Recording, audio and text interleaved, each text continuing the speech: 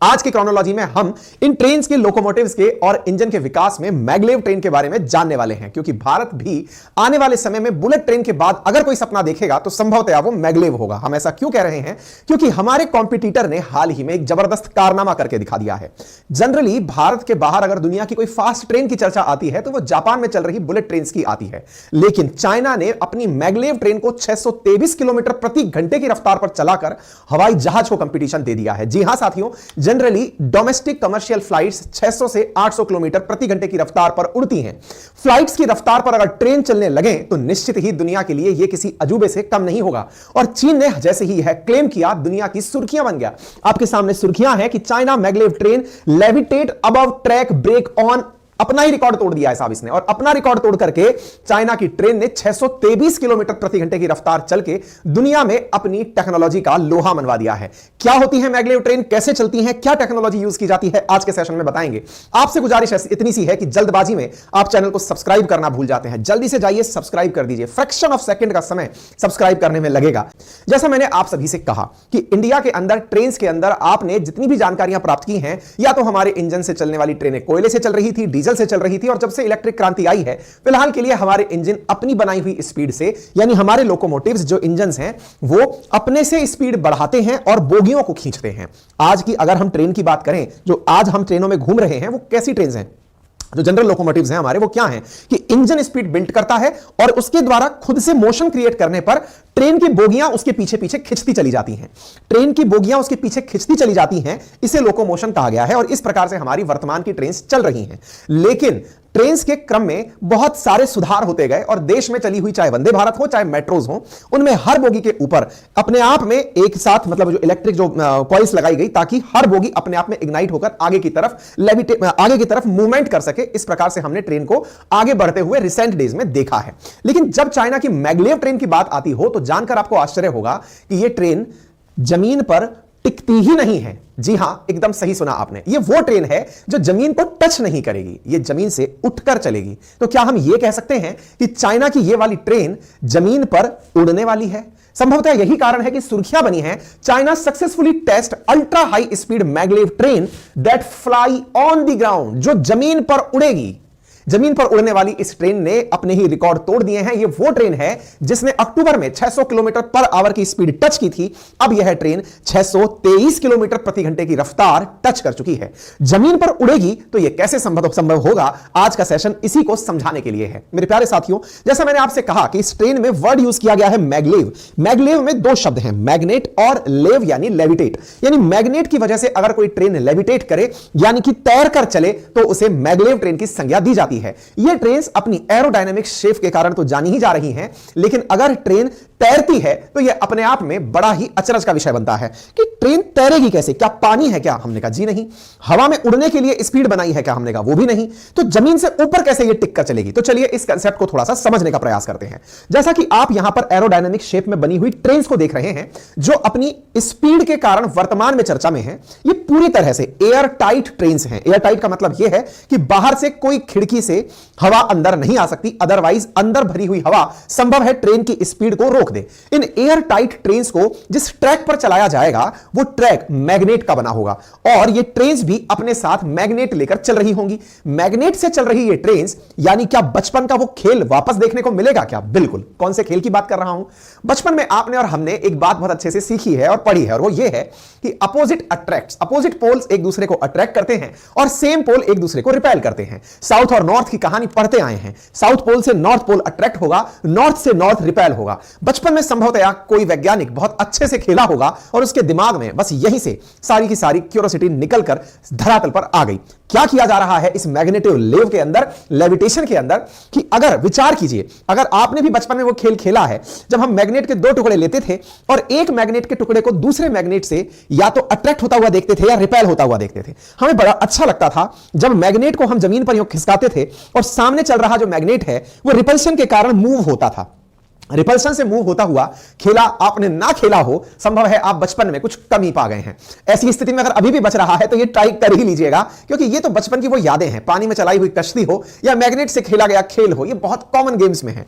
बचपन में ये जो खेल आपने खेले, ये वैज्ञानिकों ने बहुत तरीके से यूज किए। आप कुछ यहां पर देखिए, यहां एक मैग्नेट के सामने दूसरी मैग्नेट को इस तरह से कॉन्स्टेंटली ऊपर रखा हुआ है और इसी टेक्नोलॉजी का यूज करके इस ट्रेन को आगे खींचा जा रहा है। मतलब विचार कीजिए कि अपोजिट पोल एक दूसरे को रिपेल करते हैं, लेकिन अपोजिट पोल एक दूसरे को अट्रैक्ट करते हैं और सेम पोल रिपेल करते हैं। उसी क्रम में इस ट्रेन को चलते हुए आप यहां देख रहे हैं। फिर से देखिए, यहां पर यह रिपल्शन है जो इसे अधर टाके हुए है, और इसी चीज को अगर आप वीडियो में नोटिस करें तो आप पाएंगे कि यहां पर ये जो ग्रीन है, ये दूसरे ग्रीन को रिपेल करेगा, लेकिन दूसरे रेड को अट्रैक्ट करेगा। तो ग्रीन रेड से अट्रैक्ट हो रहा है और दूसरी तरफ ग्रीन से रिपेल हो रहा है। इसी क्रोनोलॉजी में मैग्लेव ट्रेन को चलाया जाता है। मेरे प्यारे साथियों, मैग्लेव ट्रेन को चलाने के दो चिरसम्मत सिद्धांत हैं। एक को कहा जाता है इलेक्ट्रोमैग्नेटिक मैग्लेव और एक को कहा जाता है इलेक्ट्रोडायनेमिक मैग्लेव। यानी कि ट्रेन चलाने के दो बेसिक कंसेप्ट हैं। एक है मैग्नेटिज्म सस्पेंशन से होने वाला और दूसरा डायनेमिक सस्पेंशन से होने वाला। मैग्नेटिज्म सस्पेंशन से होने वाले लेविटेशन में, लेविटेशन का मतलब तैरना और प्रोपल्शन का मतलब आगे बढ़ना। इस प्रक्रिया को समझने के लिए आपको यहां पर थोड़ा सा इसे समझना होगा, देखना होगा। कुछ इस प्रकार की क्रोनोलॉजी में आपको समझाने का प्रयास कर रहा हूं। समझिए कि एक ट्रेन है और उस ट्रेन को जिस ट्रैक से होकर गुजरना है, वो ट्रैक उसे टिकने नहीं दे रहा है। टिकने क्यों नहीं दे रहा है? क्योंकि ट्रेन के ट्रैक के नीचे उस जगह पर मैग्नेट लगाई गई है। मैग्नेट का जो असल उद्देश्य है वो केवल इतना है कि वो आपको अट्रैक्शन और रिपल्शन की फीलिंग दे पाए। कुछ किस प्रकार से दे पाए, तो आप इसे ऐसे समझिए। मान लीजिए कि ये एक यूनिट ऑफ ट्रेन है, यानी कि एक बोगी है। इस बोगी के अंदर कुछ इस प्रकार से मैग्नेट के पोल सेट किए हुए हैं। आप में से कुछ लोग कह सकते हैं कि सर ये तो एक दूसरे से भी अट्रैक्ट हो रहे होंगे। ये मानकर चलिए कि वैज्ञानिक इतना तो साइंस जानते ही होंगे कि इन्हें एक दूसरे से कैसे बचाना है, चाहे फिर वो आइसोलेट करके करना हो या कोई और तरीका रखना हो। तो हुआ क्या, ये नॉर्थ पोल एक नॉर्थ से अपोल से रिपेल फील कर रहा है, यानी एक दूसरे से दूर हो रहा है। वहीं ये नॉर्थ पोल साउथ पोल से अट्रैक्ट हो रहा है, यानी सेम टाइम पर नॉर्थ से नॉर्थ रिपेल करके इसे तैरा रहा है, वहीं सेम टाइम पर नॉर्थ को साउथ आगे वाला खींचकर प्रपल्शन दे रहा है। बस यही सारा खेल मैग्नेटिक लेविटेशन के दौरान हो रहा है। फिर से समझिए क्या कहा, साउथ को साउथ पोल मैग्नेट का रिपेल करके अपने से दूर रख रहा है, वहीं आगे की तरफ लाइन में खड़ा हुआ नॉर्थ पोल इस साउथ को अपनी ओर खींचकर इसे इस दिशा में मूवमेंट दे रहा है। ठीक दूसरी तरफ देखें, ऐसे ही नॉर्थ को नॉर्थ से रिपेल करता हुआ एक डायरेक्शन इस तरफ इसको दौड़ा रहा है और मतलब अदर उठा रहा है, और साउथ से नॉर्थ की तरफ आया अट्रैक्शन उसे इधर धरा रहा है। ऐसे ही साउथ से साउथ का रिपल्शन इसे अधर रख रहा है और साउथ से नॉर्थ का अट्रैक्शन इसे आगे बढ़ा रहा है। इस प्रकार से इसे एक मोमेंटम प्राप्त हुआ और ट्रेन ने एक ही समय पर दो काम किए। अब आपके दिमाग में एक प्रश्न बनने लगा।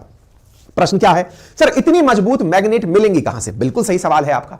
इतनी मजबूत मैग्नेट का एक धरती के रूप मतलब एक पदार्थ के रूप में पाया जाना और उसका कुछ समय बाद मैग्नेटिज्म खत्म हो जाना, यह कैरेक्टर है मैग्नेटिज्म का। इसलिए इसका उपयोग करते समय यह सुनिश्चित किया गया कि मैग्नेटिज्म खत्म ना हो। मैग्नेटिज्म को बनाए रखने के लिए जिन्होंने बचपन में साइंस ली होगी, उन्हें इलेक्ट्रोमैग्नेट का कंसेप्ट पता होगा कि इलेक्ट्रिसिटी को अगर फ्लो किया जाए प्रॉपर कॉइल्स के अंदर इलेक्ट्रॉन्स के साथ, तो मैग्नेटिज्म पैदा हो सकता है। यानी कि यहां पर मैग्नेट ऑन द स्पॉट पैदा की जाएंगी। यानी कि यहां पर जो सिस्टम लगाया गया है उनमें कॉइल्स इस तरह से सेट की गई हैं कि इलेक्ट्रिसिटी उनके अंदर मैग्नेटिज्म प्रोड्यूस करे। ऑन द स्पॉट इलेक्ट्रिसिटी से मैग्नेटिज्म प्रोड्यूस हो रही है, इसलिए इस मेथड को इलेक्ट्रोमैग्नेटिक मेथड कहा गया है। इस इलेक्ट्रोमैग्नेटिक मेथड में सब अपोजिट अट्रैक्ट्स और सिमिलर रिपेल, इसको ध्यान में रखते हुए इसे लेविटेशन और प्रोपल्शन दिया गया है। यह मेथड इलेक्ट्रोमैग्नेटिक लेविटिज्म के नाम से जाना गया है। तो आप यहां पर इन तस्वीरों के माध्यम से, इस वीडियो के माध्यम से इसे समझने का प्रयास कर सकते हैं। यानी कि यदि यह ट्रेन चल रही है तो यहां पर हो क्या रहा है, नीचे से एक जो चीज है वो इसे 10 mm की डिस्टेंस पर रख करके रिपेल कर रही है। बहुत ही माइनर सा डिफरेंस रखा गया है, मात्र 10 mm का डिफरेंस।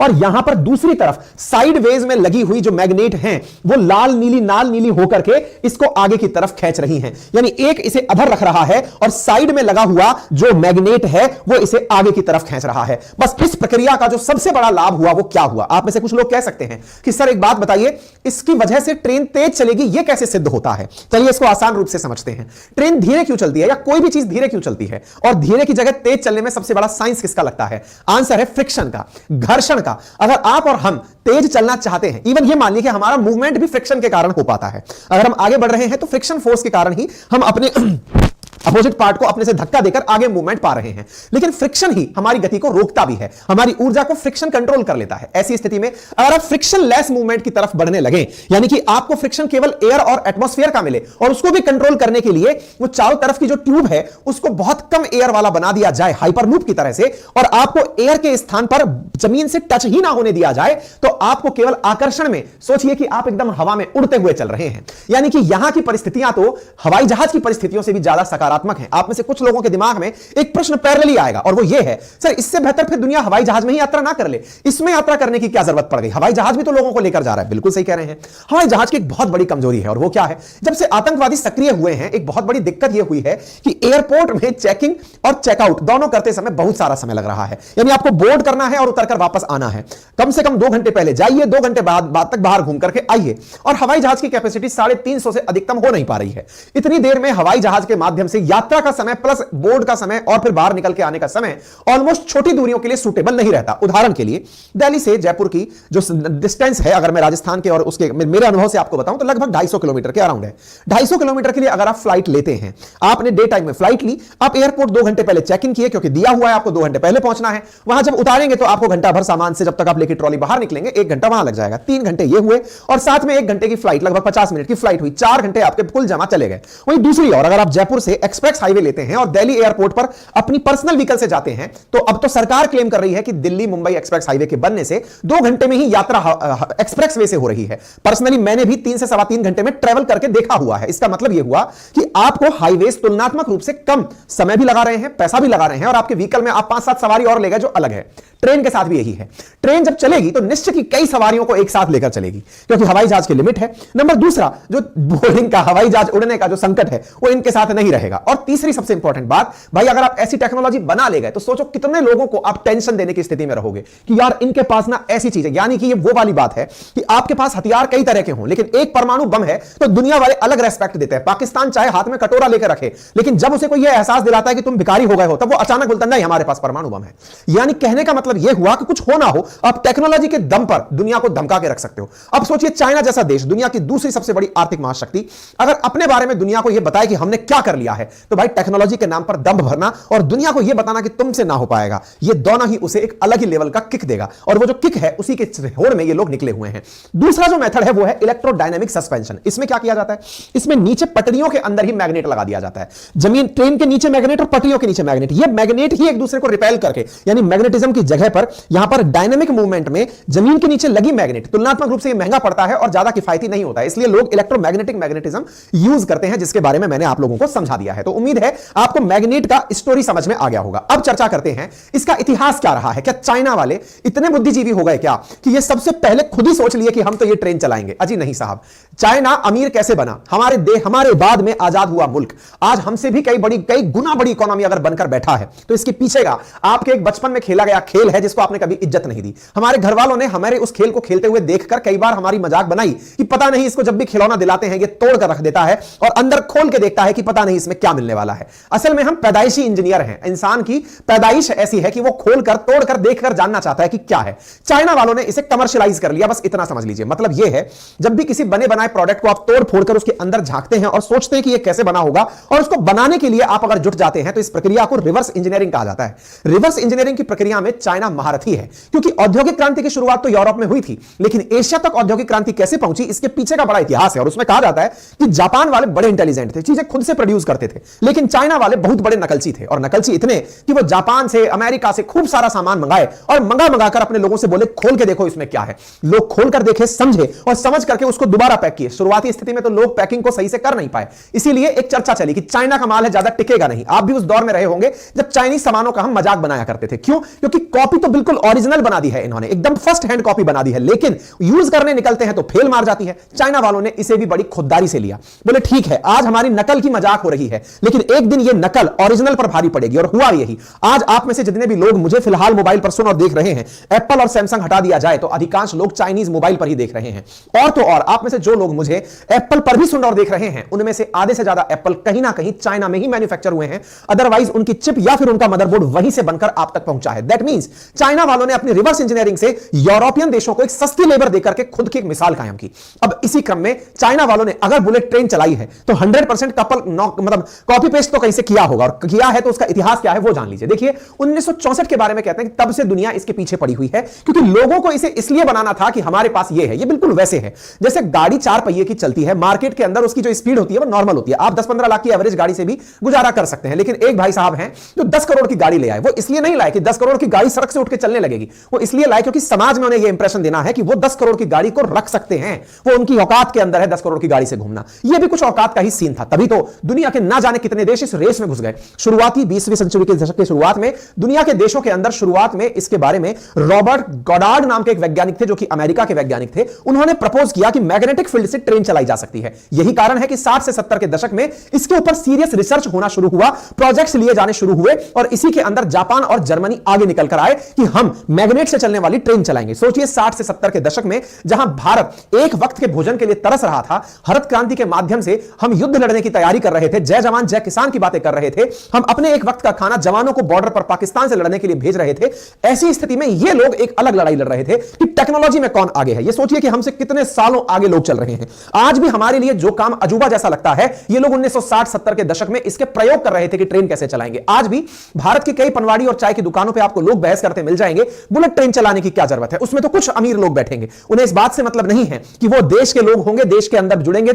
जो संपन्न लोग हैं, जिनके पास क्षमता है, जिनके पास स्किल है, अगर उनका समय, क्योंकि जीवन में सबको समय सीमित मिला है, लेकिन उस सीमित समय का उपयोग करके अगर उन्होंने कुछ ऐसा प्रोड्यूस कर दिया जिसकी वजह से उनके समय का उपयोग करके देश की इकोनॉमी बढ़ी, तो यह हमारे लिए अच्छा है। खैर, समाजवादी देशों के अंदर और जो साम्यवाद से प्रभावित देश हैं, उनके अंदर यह बहुत बड़ी दिक्कत होती है कि वो हमेशा टेक्नोलॉजी को क्रिटिसिज्म करते हैं। पनवाड़ी की दुकान पर खेलना चखते हुए, घिसते हुए वो चंद्रयान 3 का क्रिटिसिज्म करते हुए दिखाई देते हैं। यार चंद्रयान 3 भेजने की क्या जरूरत थी, क्या जाके खोजेगा, मट्टी है कि नहीं, पानी है कि नहीं, अरे ये पानी रहा ना, इसका क्या किया, देखिए पानी में कीड़ा पड़ गया। ऐसे करते हुए लोग दिखाई दे जाएंगे, पर उन्हें साइड में हटाइए। देश को जब इन्हें होल आप देखते हैं तो आप चर्चा का हिस्सा बनते हैं। तो आप सोचिए, जर्मन्स ने 60 से 80 के दशक में इस ट्रांस रैपिड परियोजना का प्रारंभ कर दिया, और बकायदा ऐसा करते हुए 1970 के दशक में उन्होंने टेस्ट ट्रैक तैयार करके ट्रेन चलाना तक जर्मनी वालों ने शुरू कर दिया। लेकिन दुनिया ने जब देखा कि जर्मनी वाले इस काम को कर गए, मैं आपको फिर से बता दूं, देखिए जर्मन सबसे ज्यादा एक ऐसी कौम है जो अपनी खुद को यह समझती है कि उससे सुपर कौम कोई है ही नहीं, मतलब उनमें जर्मन होने का भयंकर घमंड है। अगर सेकेंड वर्ल्ड वॉर का सबसे बड़ा कारण माना जाए तो इनका खुद की कौम के प्रति अत्यधिक प्रेम। जर्मन मतलब एक्स्ट्रा इंटेलिजेंट आदमी, और एक्स्ट्रा इंटेलिजेंट है तो एक्स्ट्रा ऑर्डिनरी काम करेगा। एक्स्ट्रा ऑर्डिनरी काम करेगा तो दुनिया में सबसे पहले हम चला के मैगलेव दिखाएंगे, और ये चला के दिखा दिए। दुनिया के देशों को पसंद नहीं आया कि यार आइडिया हमारा था, तुम पेस्ट करके चला दिए। ऐसी स्थिति में ये लोगों को बम ब्लास्ट का सामना करना पड़ा। भाई कई आतंकी हमले हुए जिनमें इनको ट्रेन रोकनी पड़ी, आतंकी हमलों में ट्रेन रोकनी पड़ी। उधर से जापान इस चीज को लेके आगे निकल लिया।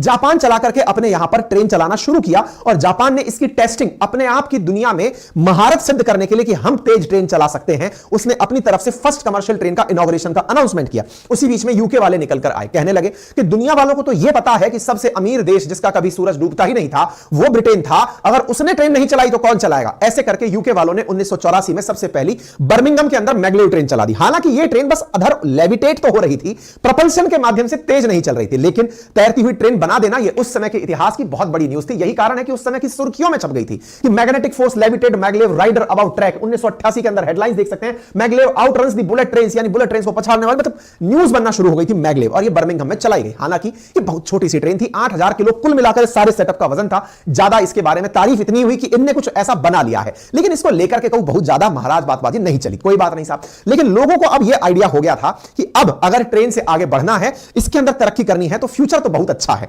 फ्यूचर अच्छा है तो फिर जापान ने और सबसे बड़े नकलची चाइना ने रिवर्स इंजीनियरिंग करना नहीं छोड़ा। लग गए इस धुन में सवार होकर के कि यदि ये लोग बना सकते हैं तो सबसे तेज वाली तो हम बना सकते हैं, और यही क्रोनोलॉजी चलती रही। 1989 से 91 के दौर के अंदर बर्लिन के अंदर जहां मैग्नेट और ये एम बहन बंद हुई, वहीं दूसरी ओर जापान और जर्मनी, जापान और चाइना जो है वो इस चीज को आगे लेते हुए निकल पड़े। दुनिया में फिलहाल 6 मैगलेव ट्रेन चल रही हैं, जिनमें से 2 साउथ कोरिया में है, 1 जापान में है, और 3 इनमें से चाइना के अंदर चल रही हैं। फिलहाल जो शंघाई मैगलेव ट्रेन है, 3 मैगलेव ट्रेन में से वो एक है, और इस मैगलेव ट्रेन का जो असल यूज है वो दुनिया को यह दिखाना चाहता है चाइना कि हमारी जो फास्टेस्ट सिटी है उनके बीच में इस ट्रेन को चलाकर हाई स्पीड ट्रांसपोर्टेशन दूंगा, जिससे दुनिया को टेक्नोलॉजी में जो हमारा एडवांस एडवांसमेंट है इसको एहसास करा पाऊंगा। सरकार अपने स्तर पर इन्वेस्टमेंट देकर के और दुनिया के सामने अपने इनोवेशन का लोहा मनाते हुए इस काम को तेजी से करा रही है, क्योंकि यह अपने आप को दिखाना चाहता है कि यह मेरी इज्जत की चीज है, कि मैंने दुनिया की सबसे तेज चीज बनाकर मार्केट में रख दी है। उम्मीद है आप सभी साथियों को चीन के द्वारा किए गए इस प्रयोग की सफलता से मन में एक मोटिवेशन जरूर पैदा हुआ होगा कि एक दिन भारत भी इस लिस्ट में कहीं शुमार होगा। और निश्चित ही आप जैसे जब देशभक्त साथ में हो तो यह सपना कुछ बहुत दूर नहीं रह जाता है। बस विचार सकारात्मक देश की तरक्की के लिए रहना चाहिए। फिलहाल के लिए इतना ही। अगर आपको यह जानकारी पसंद आई हो तो अपने साथियों से साझा करें और चैनल पर सब्सक्राइब करने का बटन मुफ्त में उपलब्ध है, उसे क्लिक कर दीजिए, जिसका कोई चार्ज नहीं।